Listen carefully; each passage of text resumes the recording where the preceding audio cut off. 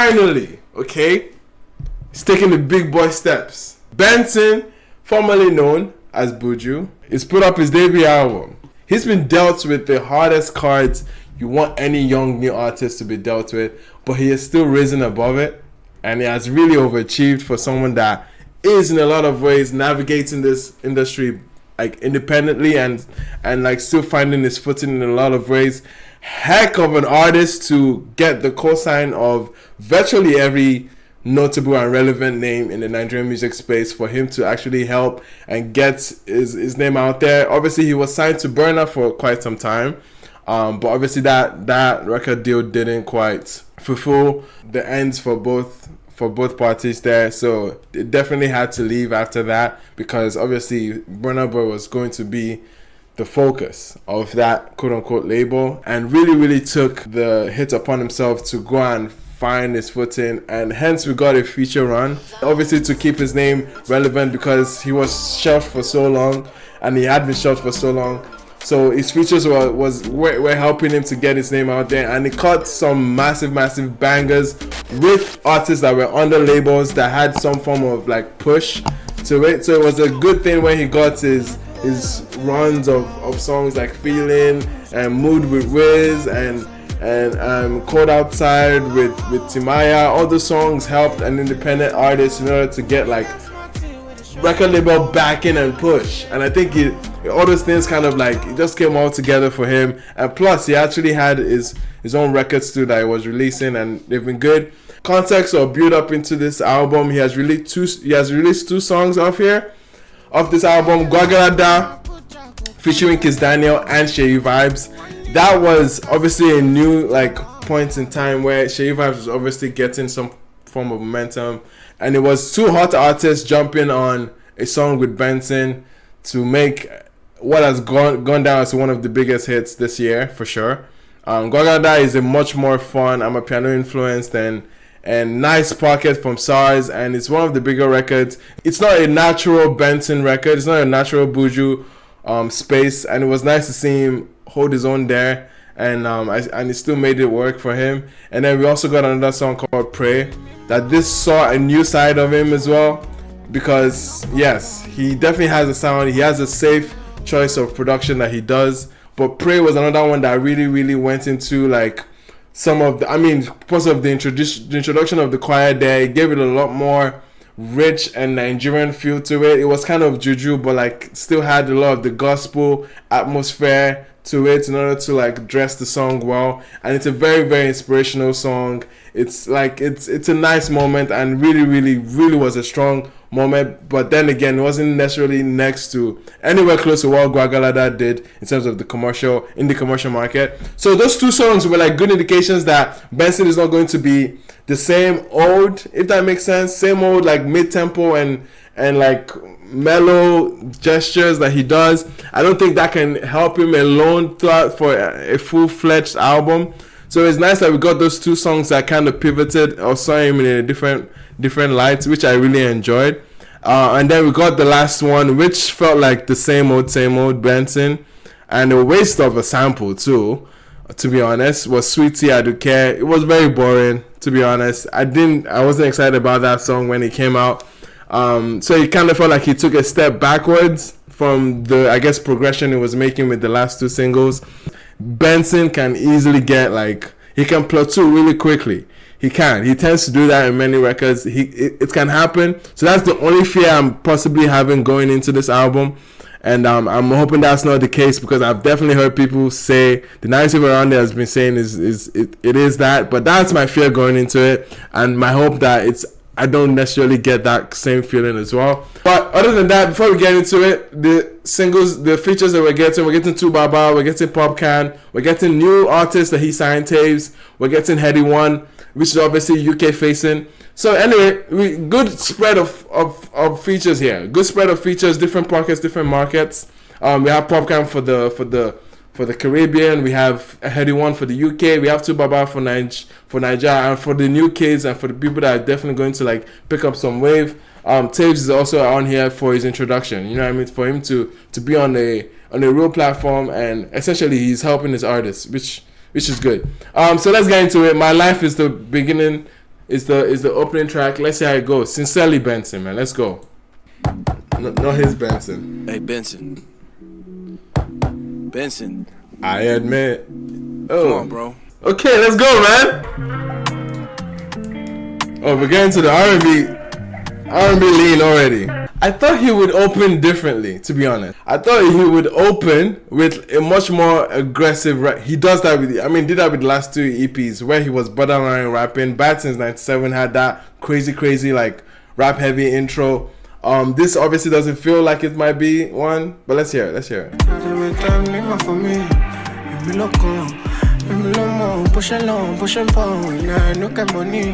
I still alone, even when the fame goes, my money not there. My fans them no know. Tell me if you be my guy, you go right. But go to soon, go to gym, and I'm still on the run. You know be for fun, and my money they come, and I keep believing God that this will be done. That's a terrible structure of a hook, man. This is quintessential Benson type of record. It's just, guitar heavy kind of R&B textures. That's usually what he plays with, but for the sake of like opening up the record, opening up the album, you want to have something that's striking the attention of your listener. You don't want something that feels like we're coming there to lounge, we're coming there to cruise. It doesn't necessarily like, I just feels like the punch should be stronger on the intro, not necessarily to be like high tempo, high energy, but at least to engage you that this is an opening for an experience. I don't know if anyone opens experiences like this. It's for life, for me.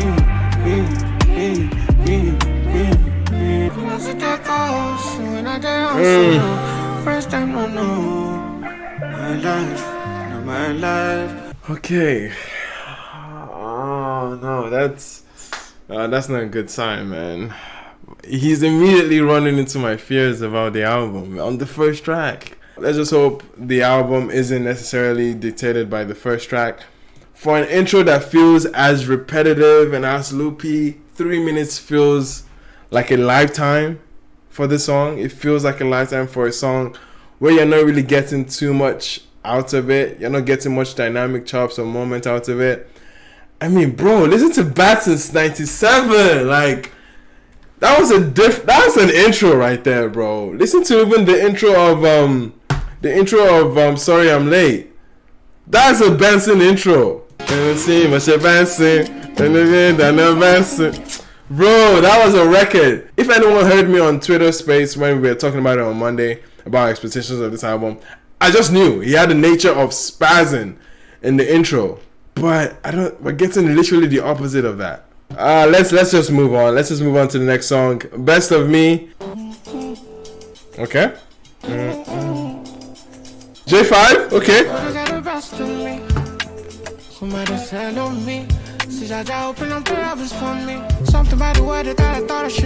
Okay.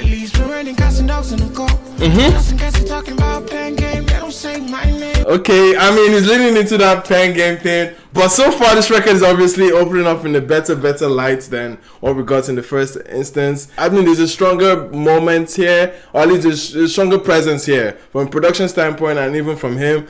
It's just a matter of time that the song is going to build up into something memorable and enjoyable. So I can already see it heading into that way. He's already opening up the verses with some crazy lines, man. Let's go. Okay.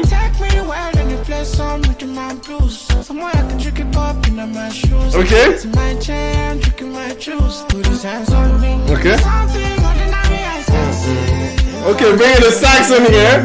Very made in Lagos. Let's go.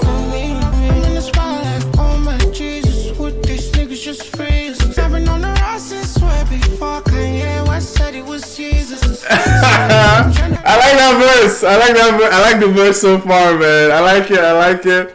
We've been on the road since Kanye said it was Jesus. Okay, that went on the Jesus kind of scheme there. There's a flow here that is nice. That is nice and enjoyable so far, man.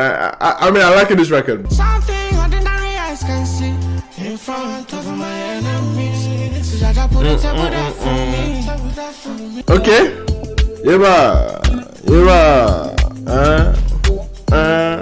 That That was nice from J5, man. J5 has definitely been stretching himself or like for a while now. Like you can still hear the J5-ness of the beat on the bounce per se, but it's still nice to see him get really string heavy lately. Like he has been really string heavy as opposed to just sitting with the nice chords, which is nice to see. And the production of this was very nice and very calm. And then Benson tried his best in order to like keep you engaged. There were definitely moments where the flows were switching up a little bit, not at least to be a lot more dynamic. It's a heck of a progression from the first song. Audience retention is so crucial in this digital era that you just need to be snappy with the first couple of records or first couple of frames. But then again, it would have been nice if the song was shorter, but I'm not mad at this record. Alright, man, let's go into the next song featuring Headie One. Okay, now this is the UK facing record. Let's see what it's going to sound like. Maximum Damage. Alright, interesting. ATG is on here. I expected a J5 type B here. When I stay hungry, man, I stay famished. You see that mentality just tragic. So every day and night I've still out on the road. Cause you maximum. The slice comes down on the door and I put my foot down through Hattons. Top floor taking in this view with a madam. The girl them see a little VVs, they see me on TV. I can't stand that beat. Okay, this is very annoying. Like that like that one xylophone going in the back there. Very annoying, man. Like I'm trying to like, it's so distracting. Like it pulls you away and it almost feels like it's off pacing. Like it just feels like it's slightly off pace for the rest of the beat. And then there's this random Nelly Dilemma sample in the cut there, just adding there, which is so cliche at this point. Anyway, let's go through it. Cause the maximum damage. Remember I don't drop a bet, they must jam it. I'm from a place where nobody makes it out without people thinking it's magic. I feel like he's running them too, like he's running those melodies again and again and again. Like it's so repetitive, man. Here lit with Buju. I had to play my cards right. That's funny. These two-hand things has costed me a two-tone.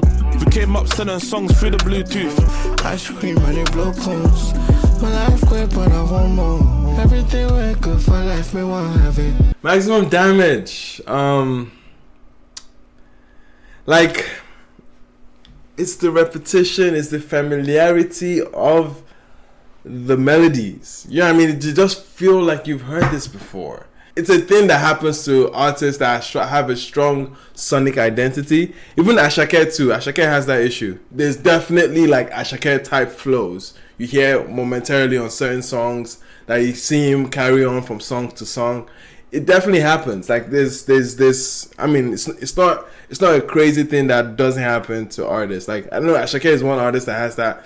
There's some other artists too that have it. It just doesn't come to mind. But essentially, Benson's records tend to have that, especially when it's in this context, man. It's just predictable. It's too predictable. I just hope it gets a lot more exciting. But anyway, let's go into next track. Mukulu is another song. I'm not so excited by the songs that we've heard so far, man. Yeah. Of course. Okay. Sequencing this album would hurt. There's no reason I should be getting this tempo or this feel 4 tracks in the opener. I get it trying to like blend the songs together, but I think you're losing people if you're stacking this as your 4 openers. He's also always been on the mellow side, don't get me wrong. But how you sequence the tempos, the feel, the momentum of each song is very crucial to engage your listeners.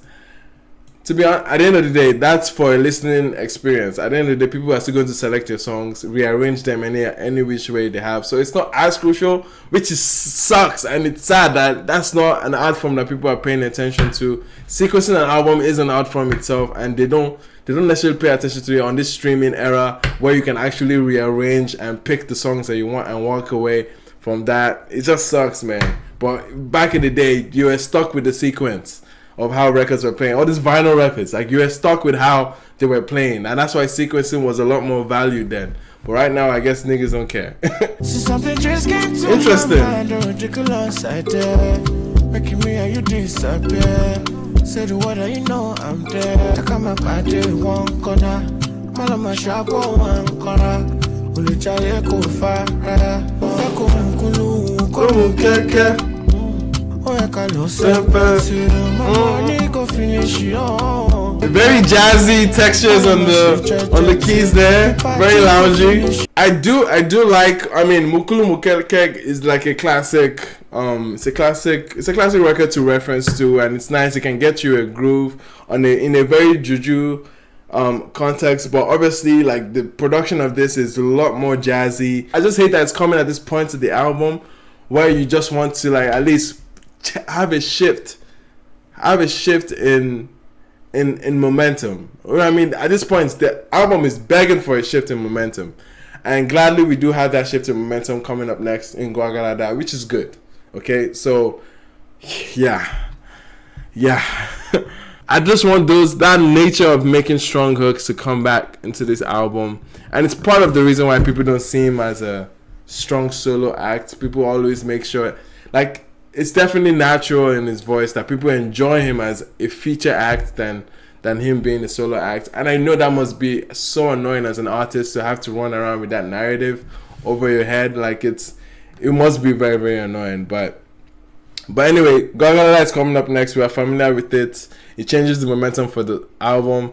To be honest, I have never wanted to hear a previous single so bad in an album. So bad. Than I've wanted to hear. I don't even want to skip it because, bro, I think I need it right now. I need to breathe.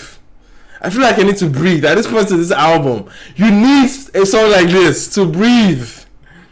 It's so crucial. GWAGWALADA is so important right now for this album sequence. That's why I'm playing the song.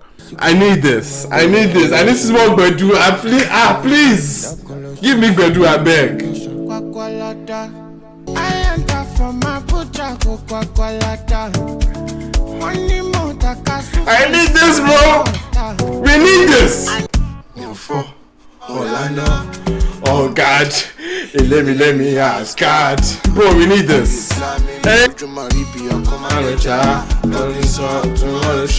Loving you is I cry, baby. Don't you waste my time. Until the next one, give me ginger. Omo. I know fit for some feel come past my power. Roll up my shawarma. GWAGWALADA. Wow, I can't tell you how badly we needed that. Okay. Yeah, it came out in the right time where the album was begging for some oxygen, and I think this really, really poured some life into it.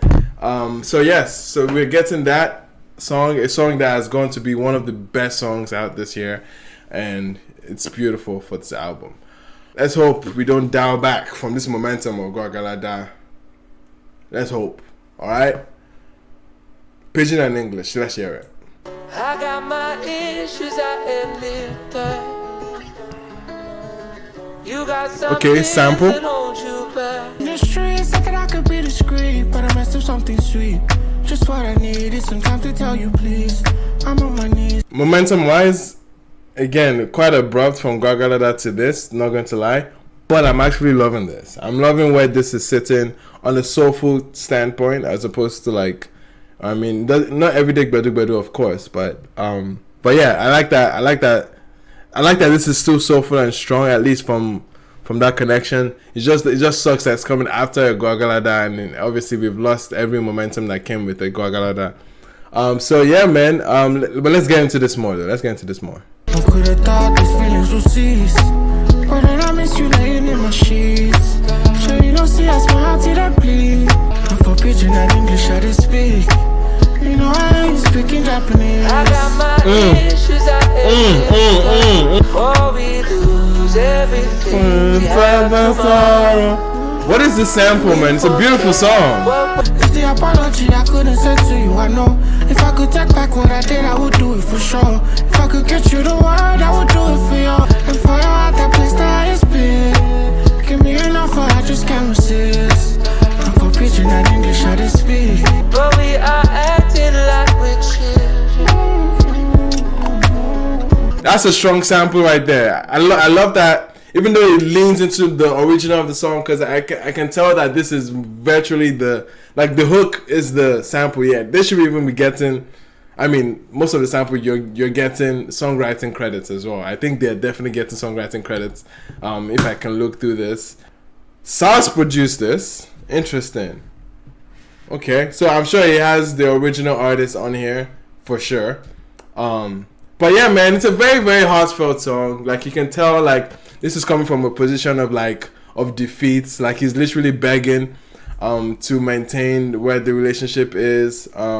It's coming from that very, very apologetic angle, and you kind of feel it. Like, it's very heartfelt. So you kind of feel that sentiment there, and it just helps that the original song that they're picking up from was really, really compelling, and it helped the song that he was able to feed off of that energy and make a compelling record and build on that message. And I think it's a good song. I think it's a very beautiful song, and for sure, like, it's one of those moments that you can definitely see him get really intentional, get really emotive on his delivery too, because you can tell he was sounding like a defeated person, and I kind of like that. It's crazy that I'm getting that kind of song after a GWAGWALADA. Isn't that crazy? Sweet Tea is a song that we've heard, and it's very much textbook Benson, and I'm not really fond of it because, again, it's one of those things that I personally don't appreciate right now from Benson's artistry. So yeah, we can definitely skip this one. Alright, man, let's move into Realize featuring Taves. Okay, let's move into the new artist that he's working with, Taves. And we've already gotten Taves. Taves has had a single out already. Ele. Yes, okay, I remember that. Yeah, man, but Taves is an artist that he signed, and he sounds very much in the same headspace as Buju himself, and I can imagine they'll sound good together on the song. Anyway, let's hear it. Realize. Let's go. I remember being 17. Back then my ex had me fucked up in the way of things, and no direction was messed up in my... We'll go with a hip-hop lean on the beat there. Okay. Pleasant surprise. I'm fucking with that. Let's go. And I met you when I was 18. You cleared my conscience, I swear you made me believe. Let's stop the nonsense and everything in between. Nothing could compare anyway. Okay. I definitely love that at this point of this album, he has leaned into the soulfulness of the album, and it's just a matter of time to just present that soul, that emotive element in different contexts and different, like, I guess, genres as well. He has kind of brought this into like a little bit of a boom bap hip hop type of beat, and I'm here for it, absolutely here for it. And then Taves as well, very, very, very like profound on the opener of the song, and I like where this is going, man. I like the blend as well from the hip hop down into just keys and then bringing it back. There's a nice like evolution of the beats here that is just making it a little bit more dynamic there, that as opposed to what we've heard before. It's got my police on always, cause I'm not fine. Don't know what you want me to say. I miss it, I love you, submit it. Please let me understand what I Oh my darling, I like this. Have you care for me? Taves, let's go. Nah, that was good. That was a good hook from Taves. Solid moment right there, man. Solid moment. I love the beats. It's edgy as hell. Had a little like a poster, like a transition from its hip hop roots and the boom bap kind of like feeling, and then you got into some Afro pop like 5 beats pattern type of, and I mean bringing the Afro beats back into it. This feels like an Afro R&B album so far, man. I love Taves on the hook there, and I definitely love the momentum and how it gave Benson some breathing space in order to flex and for him to feel like a feature on this. Definitely one of the highlights for sure for me. It feels like there's a nice synergy and there's a nice, like, there's just a sequence and just a flow there that just sits properly from the production and both artists on it too. So it's a very, very, very standout record, man. And I think I saw something from Ore saying that she appreciated Sweet Tea a lot more now in the context of the album. I can absolutely see that because it connects to the entire sonic identity of the album. So of course, Sweet Tea might enter on this album as opposed to us getting it as a single. I can literally even said that when we even saw the saw the single itself. So yeah, man. The next song is Party Don't Stop. Not to be confused with Aduke Goes Party No They Stop. Maybe this one is Party No They Stop where Go Harvard, maybe. Anyway, let's get into the song Party Don't Stop. Oh, lyric is on here? Alright, man, let's go. We wait till the sun come and then everything's done.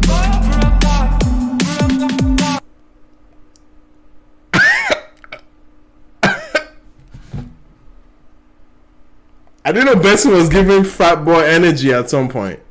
When I said he went to Harvard, was I lying? Was I lying? Was I lying when I said this song is going to be personal to stuff? We go Harvard. You know what I mean? All this beer pong energy. What is that thing that these US kids do again? Where they're upside down and they have like a, what's that word called? Yo, that's what this was. That's exactly the atmosphere here. In beer keg and all that shit. Yeah, keg stand. Thank you. Thank you. I'm not white enough, man. Oh man. Wow. Let's go. Lyric did this. Lyric. Let's go. Let's go. We just here to have fun and the night is still young. What? No, the party don't stop. We're taking shots and I took 3. We wait till it come and get me. And I beg you don't stop the music. I'm just so shocked. Like, what provoked this? Yeah, I'm not like it's bad or anything. It's not like it's bad or anything. Like, I'm just surprised. I guess it's shock value, man. It is what it is. He's going. This is the song to shut us up and say he's experimenting. So yeah, man, he is experimenting. I don't even know how to react to that. This is like preteen pop, bro. What is going? See, Benson, you know what I need. Give me Bedu. Benson, give us Bedu. That's what we want to hear.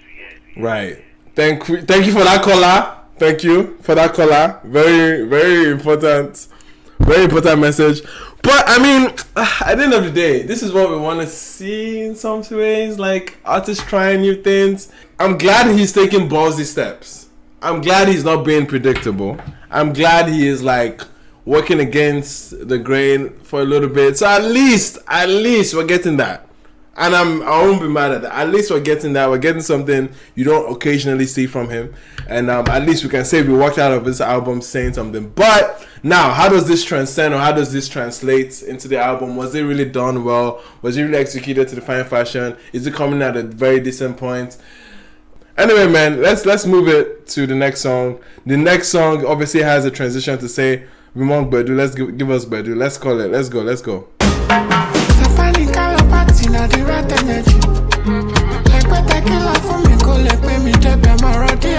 The beat is very clunky, and that melody too is like, eesh. Clunky is how I really find it. Like that's the word that's coming to mind when I hear this beat. So for me, make I feel love it. Condition where you give me pelu ceremony, I dey feel to it. Is this the idea of Bedu? This is not the idea of Bedu now. I mean, if you had that kind of outro that someone said they want Bedu and you're giving us this, bro. Want me alive, baby, not bad, down for the night. Like what I kill for me, go like me, take them around here for me.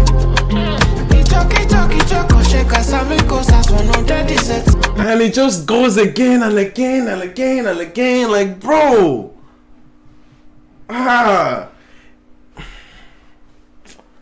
Fuck, man, I hate that this is being. Okay, now listen, we've gotten good records. I'm not gonna like be overly dramatic about this issue because yes, at the beginning of the album, this issue was very prevalent. Okay, I think it's just making its return. We're seeing it again. Production choice. I don't like this beat. It's very clunky. It feels cheap. It feels very like. It just feels very rough and like chaotic, and I don't like the beat here. It's just And there's no nice synergy and marriage of a Benson nasal texture versus what this beat is giving us. It's like there's a mismatch there. Like it's just not jiving. Like it's just not sitting well. And that I can't stand that flow. I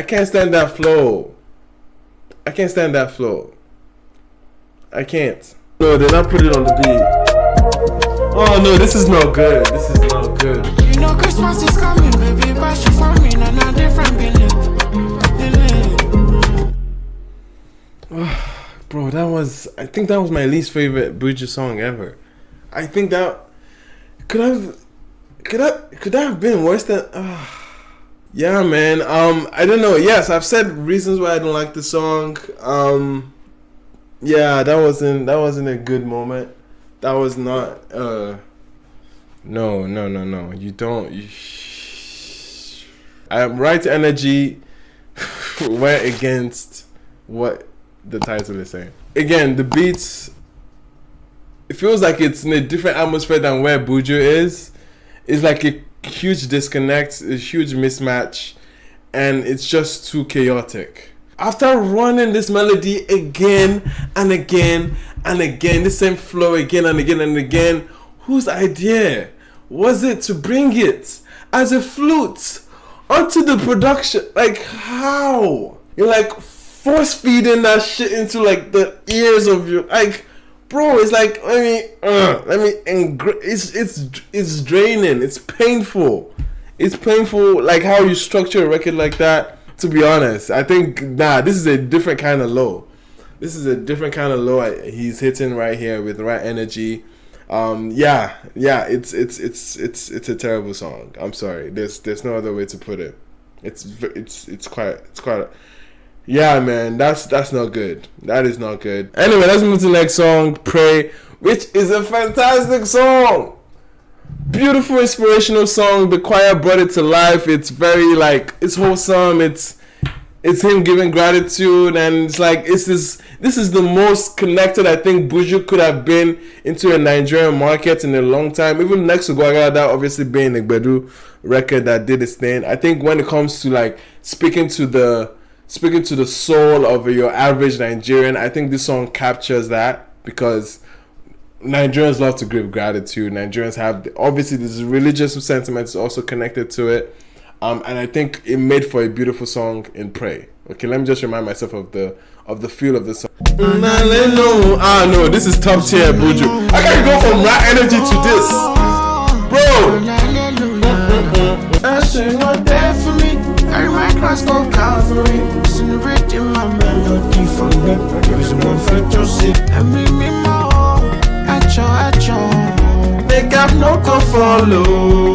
I to pray, oh. I just happen to shows killed out on the same night. The same night, I was thinking about it nice. But shawty ain't no so favorite. Even though he's running the same melody again and again, listen to the background, listen to the atmosphere that he's running those melodies, listen to the flair, listen to the delivery of this particular verse. It's not in any way compared to what we've heard on the many other songs here. But then again, this is one of those outlier moments in the album that is obviously he's pivoting the context of the song into something else. You know what I mean? And like that was about it. With this song, I really want to finish up the record. Don't go follow as a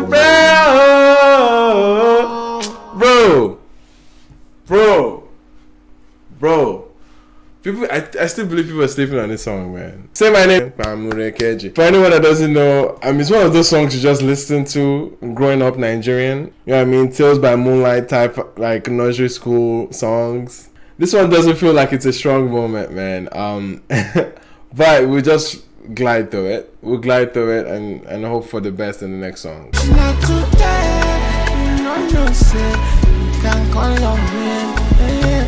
That was Say My Name, track 12. Track 12 on this album. Very non-tempo.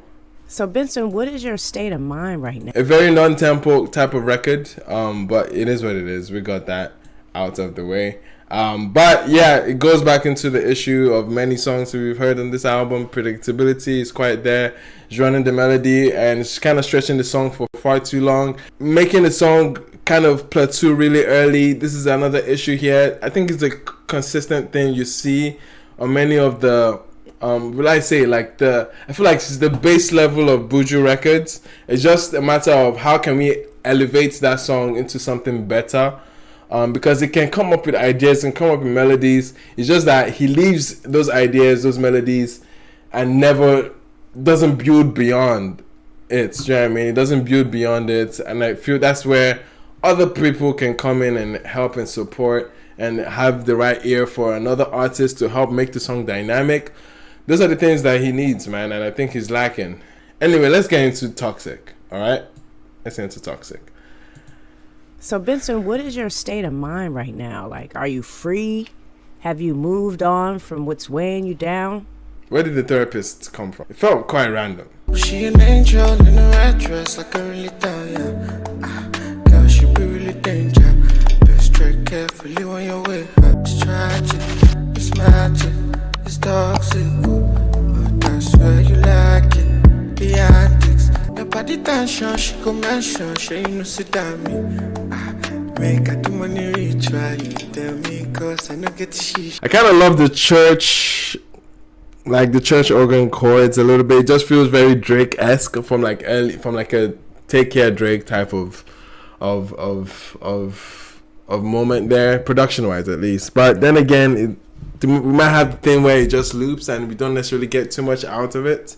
It just kind of feels like an idea, but not necessarily completing the idea again.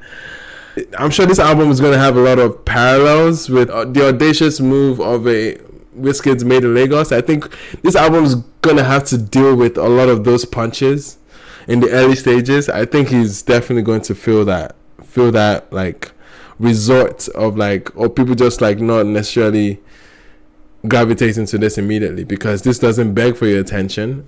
This would definitely beg for more moments and life outside, like post-release. I think he has a lot of work to sell this album. I think he has a lot of work to do to sell this album so far, because the issues are definitely across the board, and we'll see how far he can kind of clean it up in the post-release, because it would take a heavy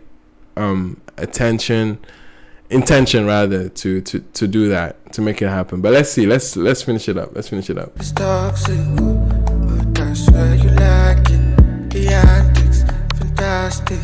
Those chords, man, they beg for a Drake verse.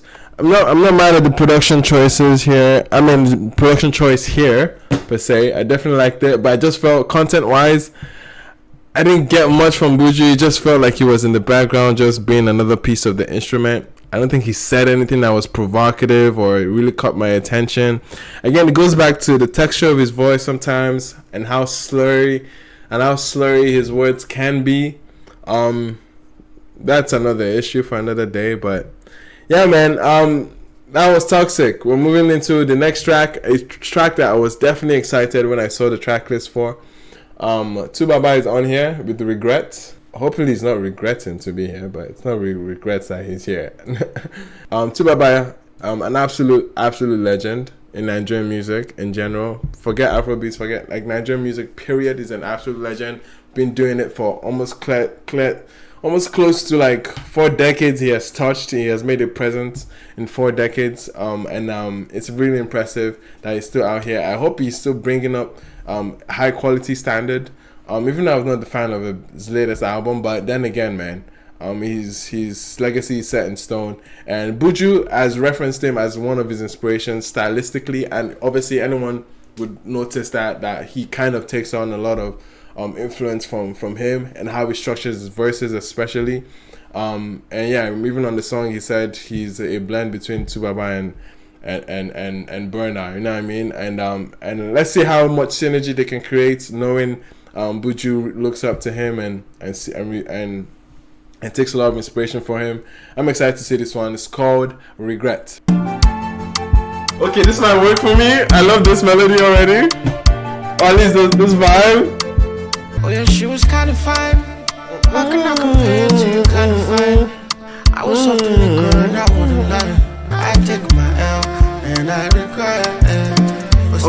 in my defense. I regret, I don't repent.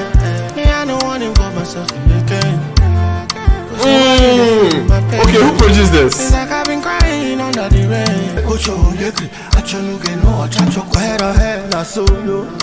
Hey!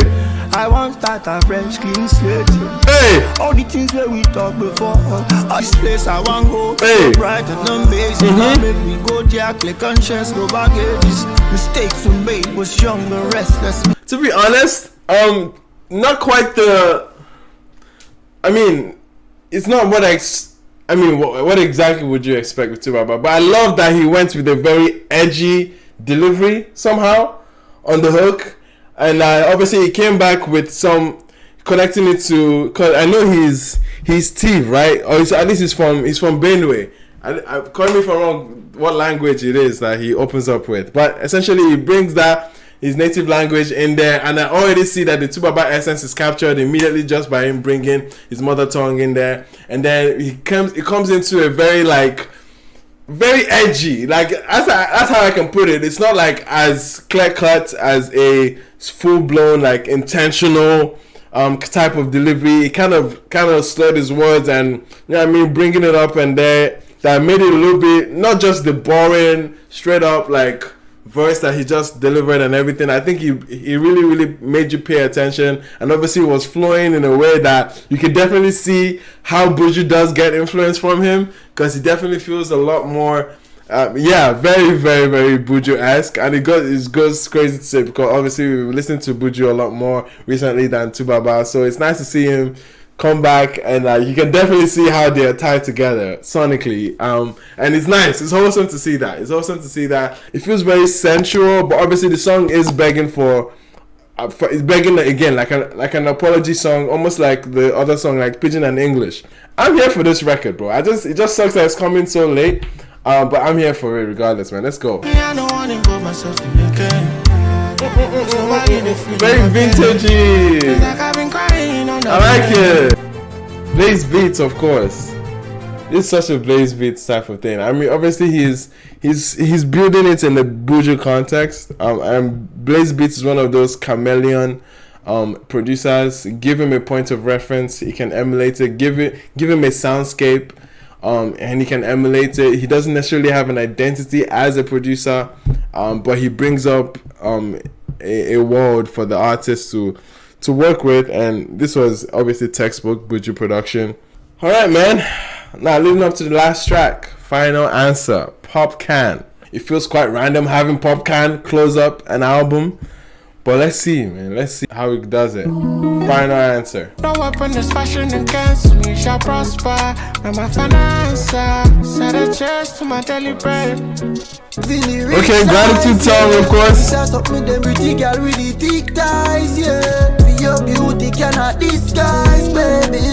Benson, Buju Benson. Alright, that was the album. Okay, Final Answer. I guess a nice way to end a very very R&B leaning and soulful album. I definitely hear the identity of the album loud and clear, very vivid. It definitely has a character, it definitely has a tone that he tried to maintain throughout the album, and Final Answer is another song that leans into it. And I'm not mad at the song. I just feel like for a song that was in a lot of ways giving gratitude, I don't know if Popcaan was the feature here for this. In curating the features here, when to bring the features, at what point in the album do we want to hear features? I think all those questions were not really answered well. With that being said, I think the much more bigger issue here was just the idea of how he structures his hooks. How he structures his hooks was a bit of a letdown in many songs here. I feel like in many cases he finds melodies, he finds hooks that, mind you, we are already familiar with. Mind you, we have heard in other songs previously before this album, or at least we resonate those flows, those melodies with Buju.